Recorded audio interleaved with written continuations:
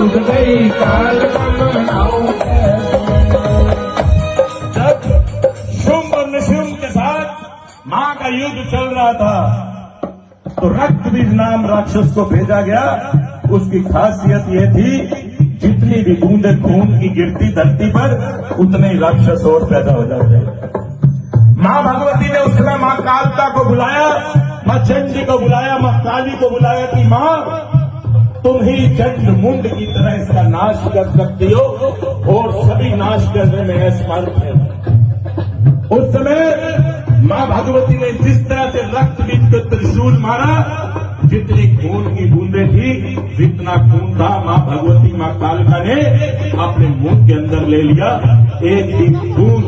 धरती पे नहीं गई और जितनी बूंदे मां की जीभ पे गिरी उतने राक्षस पैदा हुए, जीभ पे उतने ही राक्षसों को चबा कर खा गई। उसके बाद रक्त की पिपासा मां भगवती को इतनी हुई मां चंडी को कि वो देवताओं की तरफ भागने लगी। जब वो देवताओं की तरफ भागने लगी तो देवता बड़े ही दिक्कत के आगे बढ़ी, अपने आप को एक चिंता महसूस करने लगे। तब उन्होंने गुहार लगाई कि अब यहां से कैसे बचा जाए। तो भगवान शिव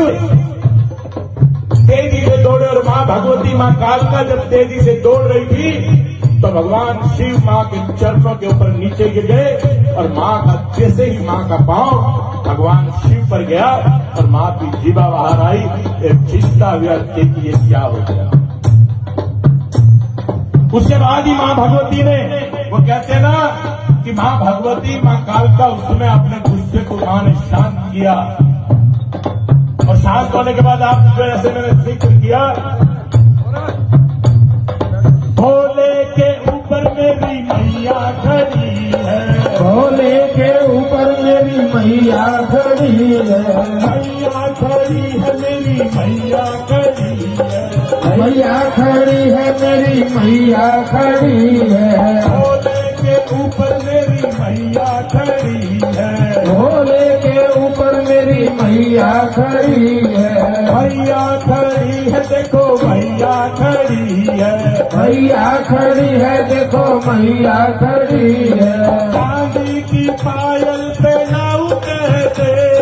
चांदी की पायल पहनाऊं कैसे, मेरी टूट गई काल का मनाऊं कैसे, मेरी उठ गई काल का मनाऊं कैसे, मेरी टूट गई काल का मनाऊं कैसे, मेरी उठ गई काल का मनाऊं कैसे, मैं मनाऊं कैसे, मैं मनाऊं कैसे, मैं मनाऊं कैसे, मैं मनाऊं कैसे, मेरी उठ गई काल का मनाऊं कैसे, मेरी उठ गई काल का मनाऊं कैसे।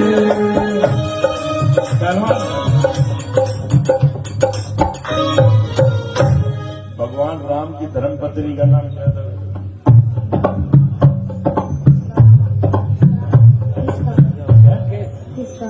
भगवान राम की